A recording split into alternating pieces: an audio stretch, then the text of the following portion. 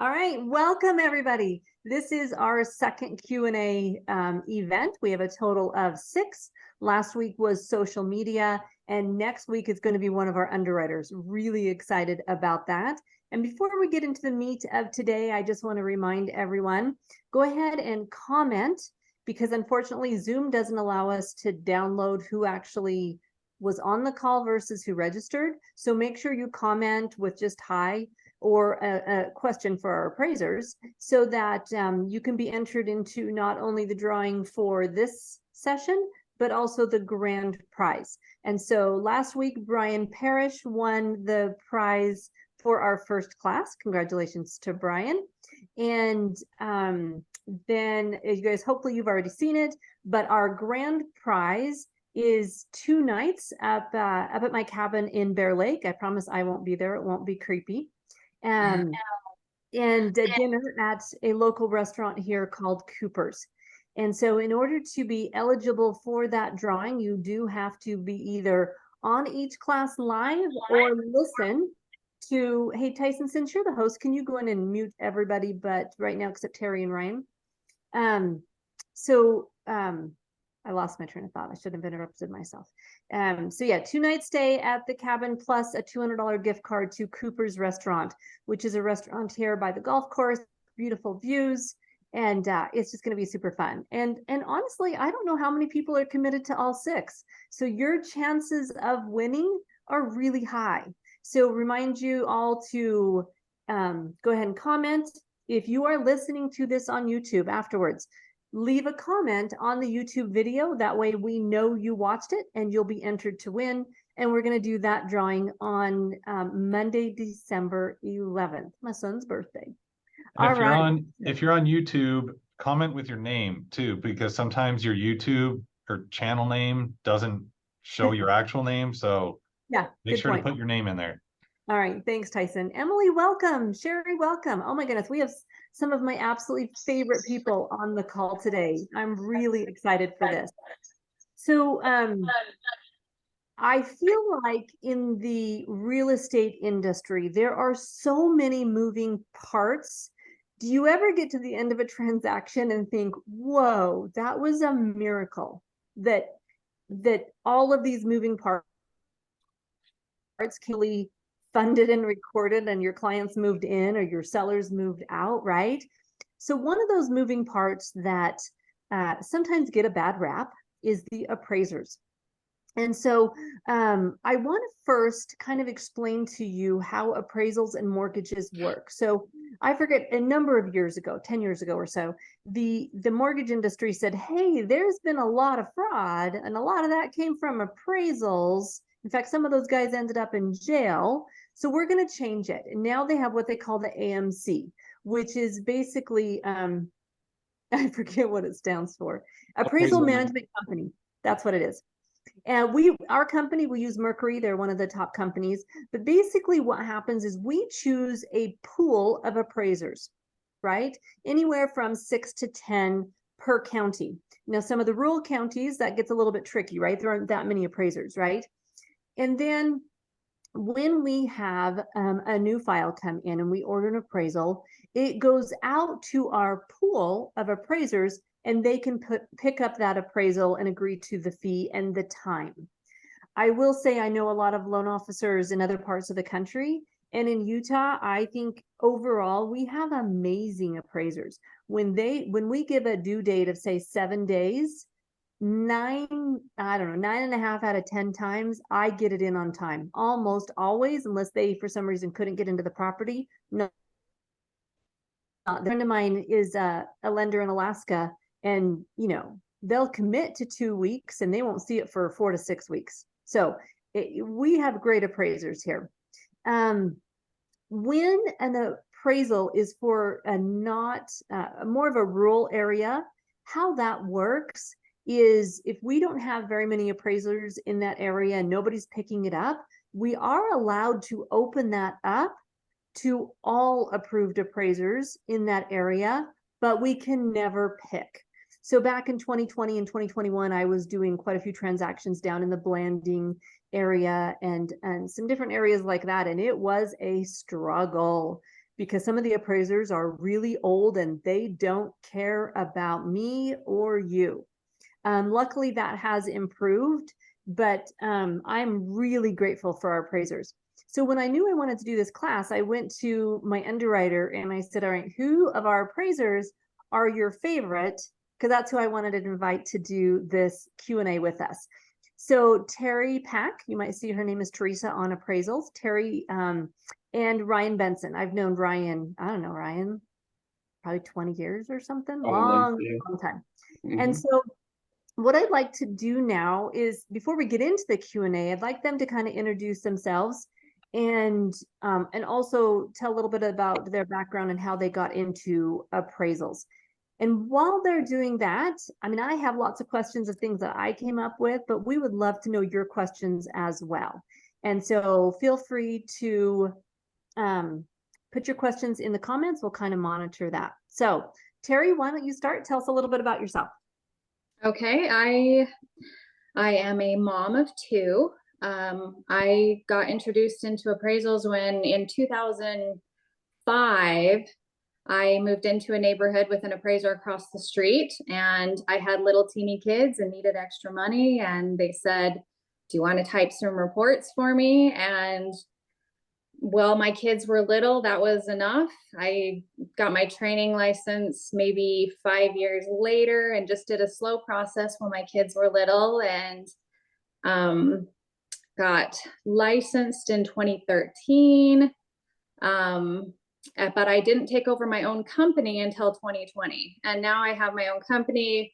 It was a good move. My kids were old enough. I took it over just in time for all the stress of 2020, but I've been doing it a long time. And so I've seen the ups and the downs and the changes, and it's been a crazy ride. So awesome. Thanks, Teri. Ryan, how about you?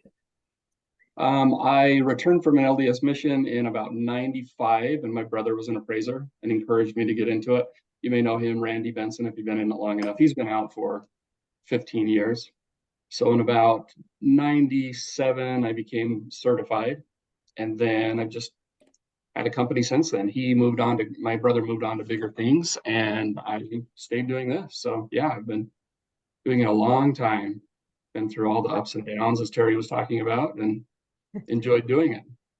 Well, we appreciate you guys. And I actually wanted to kind of first explain that I actually can't ever, if I have a transaction and Ryan or Teri have picked up that appraisal and they're working on it, I'm not allowed to call them directly.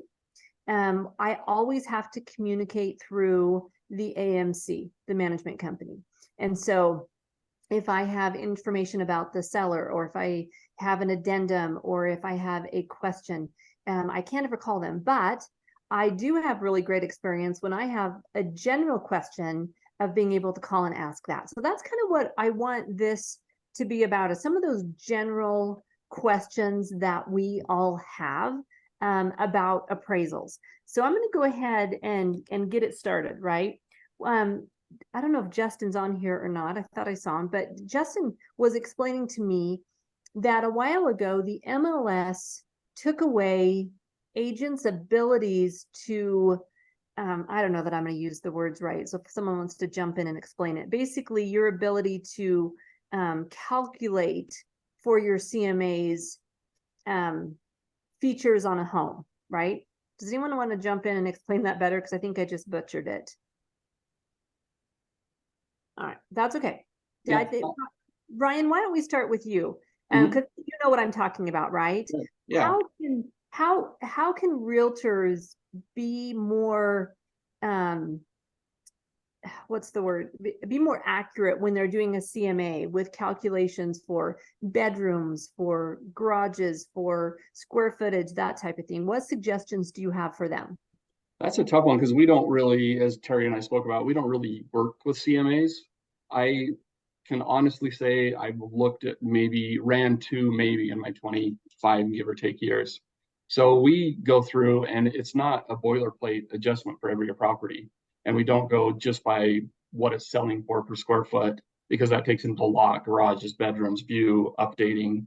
It's all included in that. So we don't have an exact formula because it differs from every city to every property. So we work it out for every property. So that's what it's hard. If I were to say you can adjust $80 per square foot, just put that in, or 5,000 for a garage or 20,000 for a garage, it wouldn't work, because you get a 1940s home with a really old garage, it attributes less value than you go to a $2 million home with a 6-car detached garage. So we have to go through and work it for each property, not just a boilerplate across the road. And so I fielded a lot of calls when that happened. I probably had at least 24 agents call and just say, what number do I put in here? And I just said, I'd be doing you a disservice by saying, just put this number in, because it varies so much from county to city. So I wish I had a better answer and could just say the exact amount, but. Well, and I think that's what's really frustrating for the agents, is that their tools were taken away from them, right? Yet doing a CMA is really a huge part of what they do to connect with sellers and that type of thing. So Teri, what are your thoughts on that? I agree with Ryan 100%. Every property is different. Every area is different. Square footage calculations, garage calculations, room calculations, they do change by the area. In general, like the less expensive properties, of course, you're going to see lower adjustments on. The more expensive properties, everything's worth more. And I'm not incredibly familiar with CMAs like that. Again, that's not something that I work with. And so I don't know how they had tools that they used to be able to adjust. But kind of a rule of thumb, and I don't know if this will help them at all because I'm not familiar with it, but if you have properties that are bigger and have more, and properties that are smaller and have less, and your adjustments are bringing that value together, you're probably closer to the ballpark than you are far away. So, you know, I would say make sure you're using properties in your comparisons that are bigger and nicer and have more rooms, and properties that are smaller and have less rooms, and see how they adjust together. If there's this huge range of adjustments when you're having bracketed features of a property, you're probably not as close on. Does that make sense? It's so hard to say because we run the regression on everything. So but I would say that might be a place to start. Okay, cool. Oh, go ahead, Ryan. As Teri said, we try to bracket the property. So in every appraisal, when possible, and it generally is, we have to have something that brackets the lower end and the upper end of the sales price or the appraised value. And garages, say one has a 2, one has a 3, we have to have something to bracket that. So as you're looking for comparables, don't just look at a price you have in your head. So when I'm looking for comparables, I never put in a sales price. I always just put in characteristics or a range of square footage and the neighborhood, or a range of age. And then I start looking at the comparables. I never look at the sales price first, because I think that kind of pollutes your mind, even as an agent. Because you'll look, well, this neighbor's house sold for this one should sell for it. But you have to consider the updating, you know, maybe on a half acre versus a quarter acre. So when I'm running comparables, I only put in property characteristics. I never put in a sales price. So then I'm not biased towards looking towards hitting a value or whatever it is. I look at properties, and if some are higher and some are lower, I want to know why, and then bring them together if possible, and kind of look at that where it should be in the middle. Exactly. Okay, good to know. So we did get one question in. Sherry, thanks for this one. Do you appreciate it when realtors leave comps on the kitchen counter? And would you rather they didn't, or does it not really matter? Generally, when they've been left, I have all the same ones. Sometimes there will be one, but I take no offense to an agent contacting me, sending me a list of updates, reasoning for their value, and comparables, because it just gives me more insight. I'm happy to receive any of that from an agent. So. Oh, good. Okay. I agree with that. I love when agents are involved enough in their property that they take the time to explain why they priced it the way they did, the comps I may not use what they leave it, but like he said, a lot of times I'll find that I think the same comps are relevant as what they do. And I love to have their insight. Every once in a while I've bumped into one that I was like, you know, I didn't think about that one, but that's a good thought to think about. So I don't mind it at all. I love seeing them be that involved. Okay, well, and I think especially if as an agent, the seller's agent, if you have gotten to know the neighborhood and maybe you know of a for sale by owner that closed and you can obtain that information, what exactly would you need for something that's not already on the MLS? Would you need the closing disclosure? What do you guys need? So we have Yes. to prove outside, we have to use a third party. So it would be the title company sending us something. We don't have access to other appraisals unless they're submitted to us for a review or given to us. So we don't have a database of appraisals that have happened in the neighborhood. So we would need the HUDs and then information about the property and be able to confirm that. We couldn't just take the agent's word for it that it is beat up, or the neighbor's word for it saying my property's so much better, this one sold for this, but it's beat inside.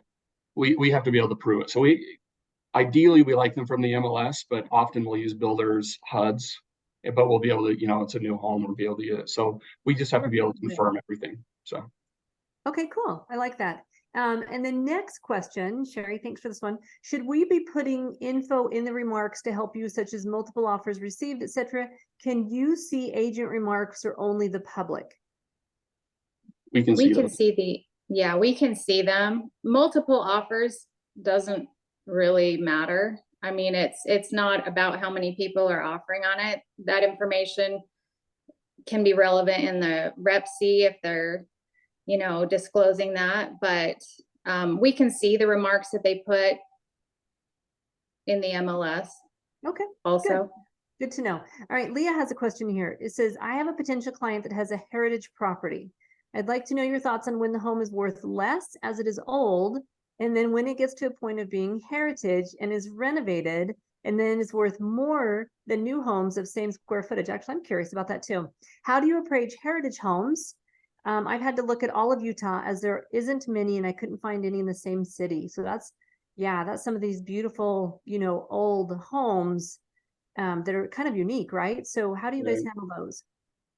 That's just a case-by-case basis. It depends where it is. If you're in Salt Lake, you'll find a lot of those homes. Downtown Provo, a lot of those homes. So it's a matter of finding comparables for those properties. And when there aren't any available, say we have a heritage home that is dated, we can say, well, what would the market reaction be to some home that is updated versus ours that isn't? So it would have to be on a case-by-case basis. I mean, every property can be appraised. It may not be pretty, including a heritage home, because we might have to have huge adjustments and comparables from all over. So anything can be appraised, but it's just what the lender will accept and what the market will accept. Right. Teri, your thoughts on that? I agree with them 100%. It's definitely a case by case.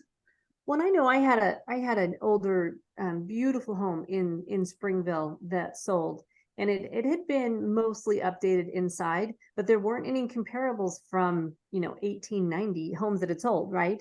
And so the appraiser just put a lot of comments in, and that's what I think you guys do a lot of times is you really try to not only have your comparables and your adjustments, but then your comments. Our underwriters look at that quite in depth, right? Because if you think about it, we're giving a mortgage for 30 years. Now, not everybody keeps them for 30 years, but what we're doing is we're saying to our investors, this property is good and this borrower is good. But if the borrower ends up defaulting, all we have is the property. So can we resell this property if the borrower defaults to recoup our cost? The cost of a foreclosure is really astronomical. And so they really have to put weight on the property. So that's kind of where that comes from with appraisers and that. So great question. And in fact, that kind of goes into what I'd like to have everybody understand is C1 through C5. And so Teri, why don't you kind of explain what that is on an appraisal? It's a rating. Yeah, there's the condition and then there's the quality. So there's the C ratings and then the Q ratings. C is brand new. C1 is brand new. C2 is nearly new. C3 is in great condition or renovated, up to where it's in good condition. C4 is average condition. C5, I rarely see C5. I have seen C5 where they actually had a hole in the roof and an active leak. Most lenders won't loan on C5 and they'll ask what needs to be done to the property to bring it to at least C4 before they'll do it. C6, I'm guessing is like a hut somewhere that doesn't even A vent the house. wind. Yeah, Right. so where we've rarely seen C5, I've never had to deal with a C6 property. So And if it's a C4, then usually my underwriter requires additional information or sometimes a review appraisal, right? Again, because it comes down to, is this property have enough value? Should the borrower default, could we resell this property? So thanks for explaining that. Did you mean to say C5, just for my clarification? You said C4, So and that's kind of average.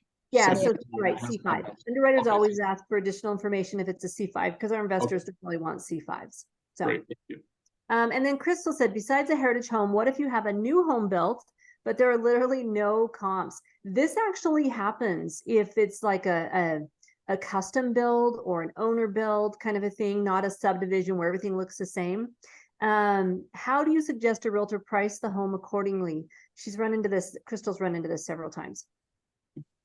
So the best, say it's in an established area, home's burned down, or just a vacant lot and somebody's built on it, something like that.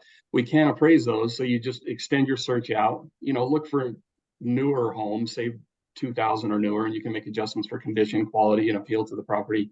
And then go out and maybe you'll find some newer homes in surrounding areas and compare those, but then are the lots selling for more in those areas versus where you're at? Or are they selling for less?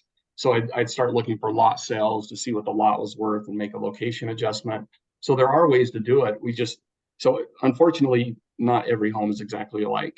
And so we do have to expand out, and that's where the explanations come in, is explain why we had to say it's in downtown Provo on a filler lot.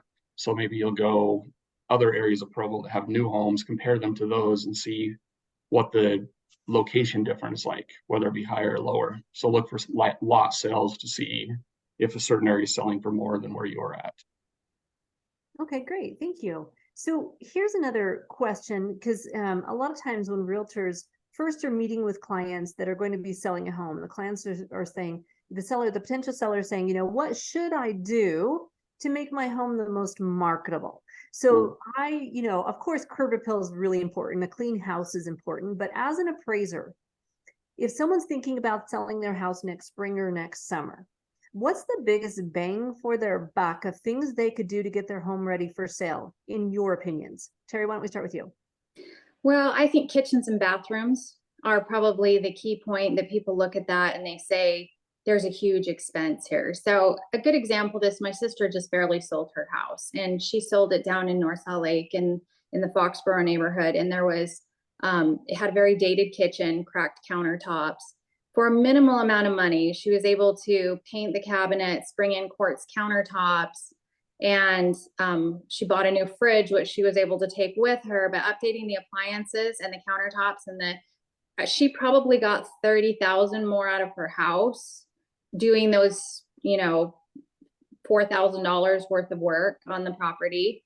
So I would say, but those are things people walk in and say, oh, this kitchen is so dated, that's going to be super expensive to fix. And from an appraisal point of view, you're able to compare it with more updated properties when they've updated it that way. There is a reflection in what buyers pay for that. And so it does reflect in what it comes out on an appraisal also.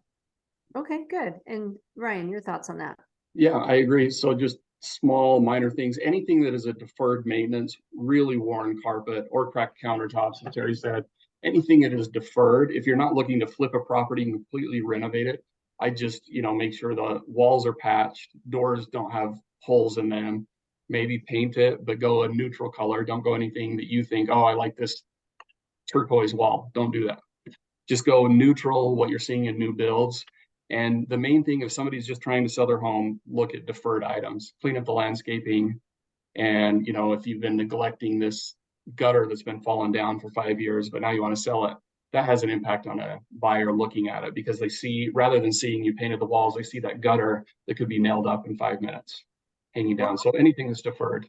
And that also affects your looking at as well in your comparables, right? And because isn't there a section on the appraisal that kind of, I should have one in front of me when I did this, but basically where it talks about condition, like If this home's all been updated and yours hasn't, you lose value for that, right? Even though you have the same square footage. Yeah, so there is a condition section in the adjustment grid, and we can go through that later if we get to that point, where if one's a C3 and one's a C4, we can reconcile why we've made the adjustment to the C4, why we've improved the value to bring it to the correct value. So yeah, there is a section on the appraisal for that. Okay, great. All right, and Sherry has a question. Do you have a standard deduction for a home on a busy road? Unfortunately, standard is not something we can use. It just has to be what the market's reaction to that is. We've got a house 5 streets off of 800 North in Orem. What is the market reaction? Is it $5,000? Is it $50,000? So there's never just a standard adjustment. We have to explain and have reasoning behind every one of our adjustments. So that's why it can't be said that there's just a standard adjustment, unfortunately. So how would you say it's 4 blocks off of 800 North in Orem, same house, but one's on 800 North in Orem? How would you adjust for the busy road? How does that process go for you? So there's different ways. Hopefully we find comparables on 800 North and off that are similar. Even if they're not the same property, we can use other comparables, not use them in the report, but say we have, you're appraising a 70s home, but I find some 50s homes that aren't on a busy road and 50s homes that are on busy road, and look at the market reaction from that. And that's kind of the best way we can extrapolate that and see what the market's reaction is to that busy road, not necessarily that home on a busy road, but what the reaction is to a busy road. Oh, that's great. That totally makes sense. I like that. All right, now next question. Does a true walkout basement appraise different than a standard basement? If there's market reaction for it, yeah. I mean, ideally, yes, because you've got more light, you can enter the basement, obviously. So typically you'd like to find some comparables that have that, but yeah, it does add appeal to the home. There won't be a line item adjustment for that unless it is one with an accessory apartment. Then that really helps it versus one that has a basement kitchen without a basement entry. That does make a difference. So you just have to look at the market reaction for that home and the comparables that we have at that time. So hopefully that makes sense. And you, Teri, your thoughts on that one? Yeah, I was gonna say the same thing. You know, it just, hopefully you find a comparable that has the same type of basement.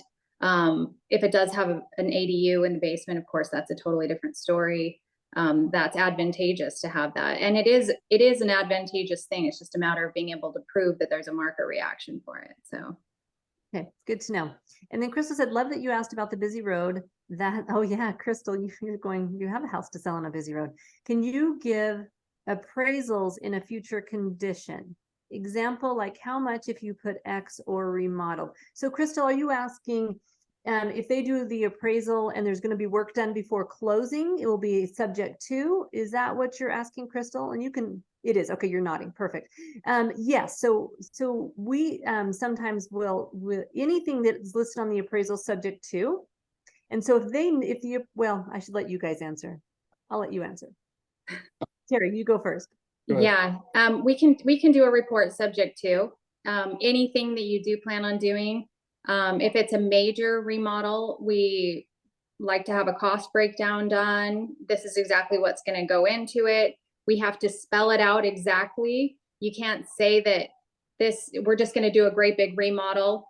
How much does that give us? We have to know exactly what you're doing to go into it, and then we can adjust it, accordingly. But we spell it out, and then we have to do a final inspection afterwards to make sure that everything actually got done that way. So recently I've had one where the deck was kind of torn off when we did it was an existing house, deck was torn off, but they were fixing it. Part of the contract was the decks to be completed before closing. So the appraisal was done as if it had a deck, but it said subject to, so we had to have a final inspection with pictures that it was done prior to closing. So does that help, Correct. Crystal, kind of what you're looking for? Okay, perfect. All right. So now, what are some red flags you guys see when you're doing? Give us some of the tea. I want some gossip. Like when you walk through a house, like what's some crazy stuff that you see and you're just like, okay, that's a red flag. Trying to think. I think a lot of it comes with properties that have been renovated for flip. There is a huge chasm between a completely remodeled home and a completely remodeled home, because you'll get some that are just a kitchen thrown in, gaps everywhere. And then you'll get something with a really custom, nice kitchen. And on the MLS, looking at pictures, they look similar. and you price them like that, but you may have one that has a $40,000 kitchen and one that has a $15,000 kitchen that was just thrown in. I've seen that a lot over my years, is the vast difference in renovations. So when you're looking, why is my property not selling? It's got an updated kitchen, it's got an updated bath, but then you look at the one that sold for 100,000 more than you're thinking you can get for your property. It's because that one had an extensive renovation by licensed contractors. That for me has been a big one lately, is, the difference in renovations has been huge. And it's even gotten worse, I'd say, over the last 5 years because they've been flipping properties so fast. Yeah, I had some clients that bought a property that had been, the sellers were kind of in the construction industry, and they had renovated this to flip it.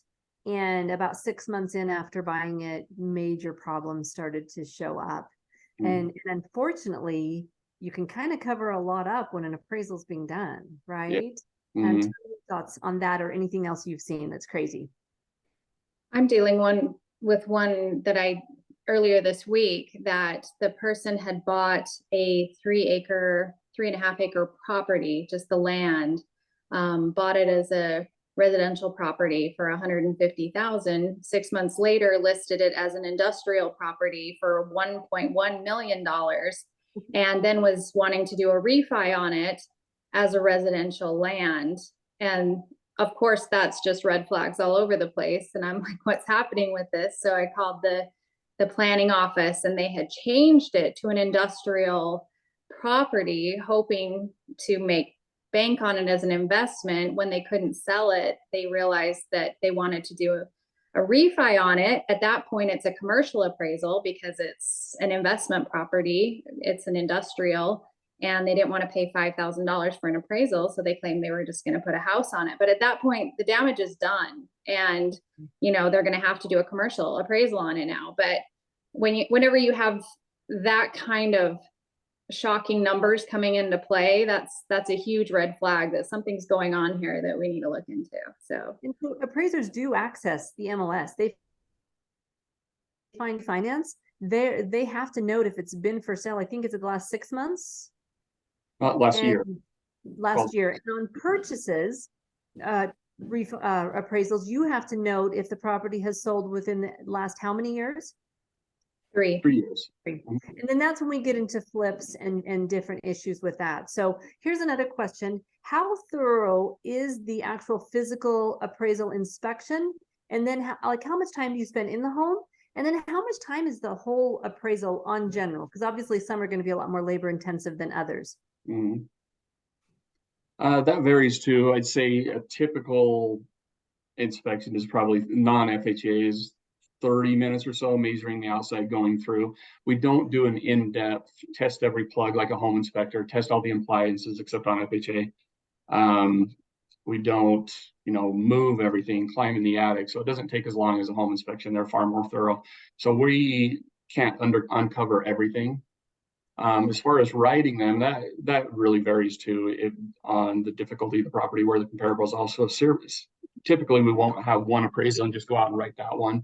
We'll go out and inspect 3 or 4, come back and write those 3 or 4 over the next couple of days. So it's not, sometimes we'll spend 2 hours on them, sometimes 10 hours on them. It just depends on how difficult the property is and what the comparables are like. And then, if we hear back from agents when we have questions. So.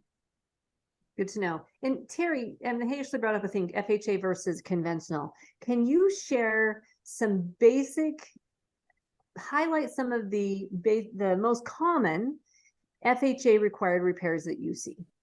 Okay. Probably the most common anywhere is missing carbon monoxide detectors. That's a big thing. That's a big thing that's now required by it's pretty much code everywhere. So anything that does fall under code, we've had our FHA requirements brought down to things that are a safety security matter. So those are the things that we're looking for. Railings on stairs have to just meet city code. And so most cities say that 4 risers on a stair is where there has to be a railing on it. The carbon monoxide detectors, the smoke detectors, those are water heater straps. those are things that are missing on a lot of houses. A lot of times I'll have my scheduler actually mention that to people when they call to schedule. They'll say, just as a heads up, this is FHA. If you don't have a carbon monoxide detector or the water heater isn't strapped, you might want to get that done before the inspection. Sometimes she'll just say stuff like that because it's so common that those are missing on the older houses. So those are probably the biggest things. Peeling paint on the outside stuff. Yeah. Yeah, that happens a lot. Sometimes broken windows on the older houses, anything that could be a danger that way. And sometimes we have to require further inspections on things that we're just not sure about. But those are the most common things I bump into. Rarely, on existing homes, I rarely see subject to any kind of required repairs on conventional. What are some of the top things on conventional that would make you state it needed to be repaired? Ryan, how about you on this? It would be safety, security, any tripping hazards, missing railings, damaged roofs, missing gutters in areas that, you know, say they've come down, missing decks, as you mentioned, railings. I've had a few come back lately requesting straps on tanks, on water tanks. So that one has become more prevalent. Yeah. So, you know, when I include a picture of it and mention that they're not there, they come back and want that. So on conventional, it is a little more lenient. The chipping and peeling paint is a very common one on FHA for homes before 1978. It has to be remediated because of lead-based paint. On conventional, there just isn't as much unless it's something that affects the security, livability, and ongoing preservation of the property, such as roofs or, you know, I just had a conventional where they torn the back of all the stucco off the back and it was all bare plywood. Obviously, that has to be covered up because it just will damage the property as time goes on. I mean, I rarely see anything on conventional, but like a 3-inch lip on, you know, cement, like in the the tripping hazard, that kind of thing. So Brenda asked, do you ever request to look at the inspection report? I don't request it, but they are given to me sometimes, and sometimes they are on the MLS. So that's the only time. But yeah, we don't request to look at them. I would think you wouldn't want, I wouldn't want you to see it because most of the time, a lot of stuff in there, right? A home inspector, I think, does an amazing thing. It really helps people out, but their job is to find what is things that are wrong with the property. And they might be GFCIs that we don't look for or require. They could just be little things that could bias us a little bit, maybe, you know, saying that the roof is getting towards the end of its expected life. But what does that mean? It could go another 10 years. So typically we don't look at those. I mean, I'd say 1 out of 800-900 I get an inspection report sent to me. Okay, cool. Okay. Here's one question. What counts as a bedroom? What counts as a basement? Bedroom has to be 70 square feet, have at least one wall that's 7 feet long, have an egress, a closet. Basically. Yeah, does the window have to be a certain measurement for safety reasons? No, for FHA it does. Is it at 20? I think it's 5 square feet total, 5.5 square. I have to keep looking it up because it changes, but I think it's 22 feet by 22 inches by 26 inches.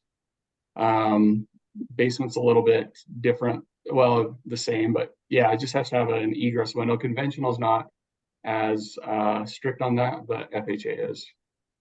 And Teri, your thoughts on both the bedroom and basement requirements? Yeah, you have to have a closet and a window for it to be a bedroom.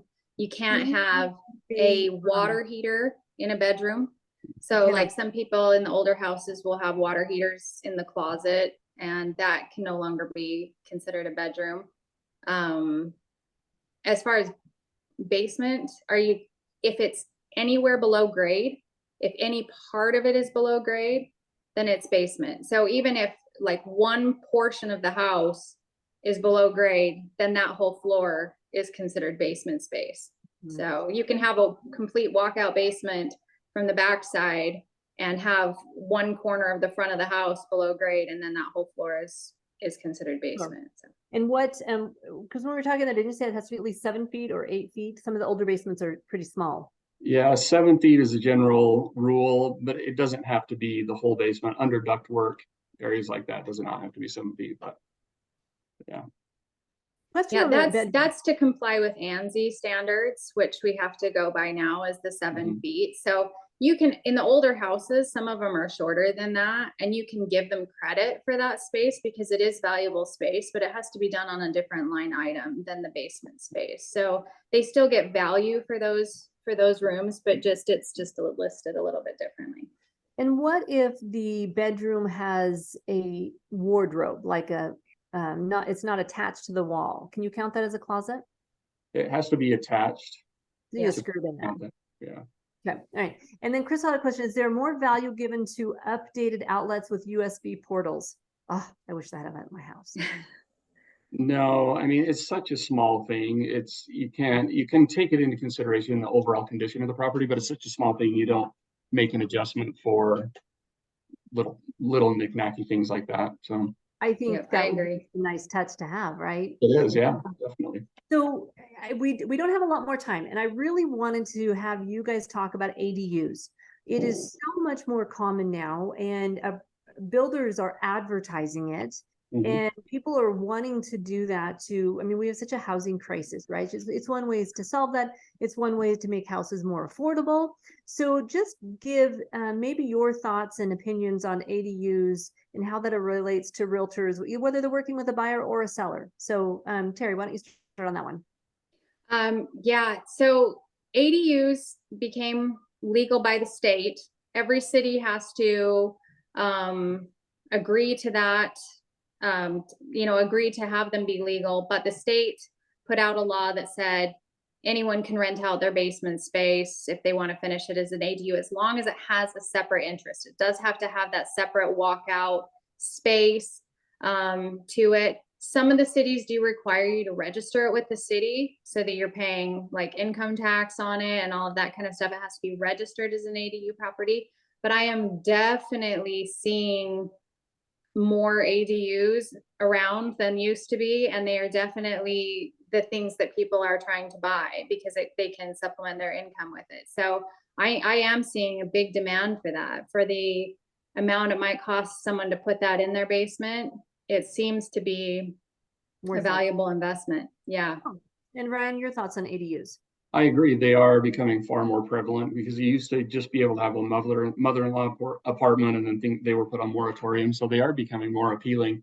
I haven't done a lot of them because they are just becoming, a separate detached ADU is becoming more popular. So we just have to look at what's legally permissible to be rented there to be able to count it towards the value. You can't rent that out to 10 individuals. So what it comes down to for us, we just have to look at what's legally permissible and then find comparables to support the value of that ADU. We can't just throw, it has $100,000. We have to be able to support it and find how much it does contribute. Well, and FHA just came out with a fabulous change where you can count potential rent from an ADU. We just have to get what's called a rent comparable schedule from the appraiser to determine what market rent is for that. And so to help offset that payment. So that's a huge change, which I think we've needed for a really, really long time, right? So I think there's going to be a lot of opportunities for ADUs to help people purchase homes where we haven't really had that in the past. If it wasn't a true duplex in the past, we couldn't use the second unit potential income to qualify. And now there are options where we can. Okay, so then Emily said, what kind of value can be given to solar panels? That's a great question. So first off, they can't be included in the value unless they are owned. And then to include them in the value, we just have to prove that they contribute. In certain markets, they do contribute a nominal amount, in my opinion. They are a nice thing to have, but most people don't want to take on a $300, $400 a month payment for those, especially with rates higher. So they're not contributing quite as much. But it's finding comparables, to do a paired sales analysis, find two homes that are very similar and find out if the one with solar panels sold for a little bit more and if they can contribute to the solar panels.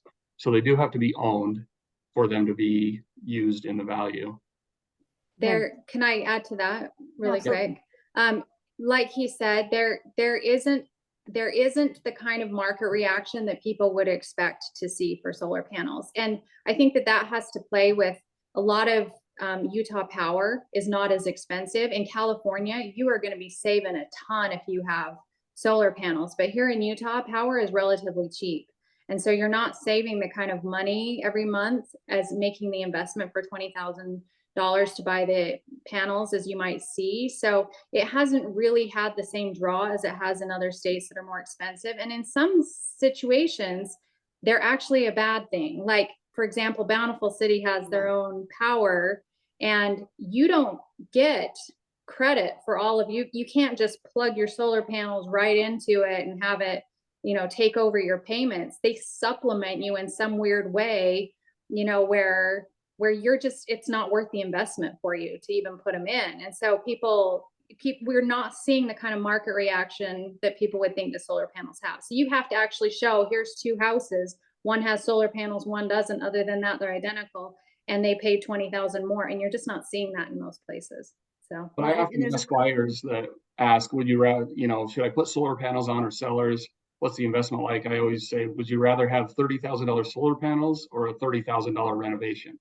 And think of that as a buyer too. Would you rather have these nice solar panels or a new kitchen or a new primary bathroom? So yeah, I agree. $1.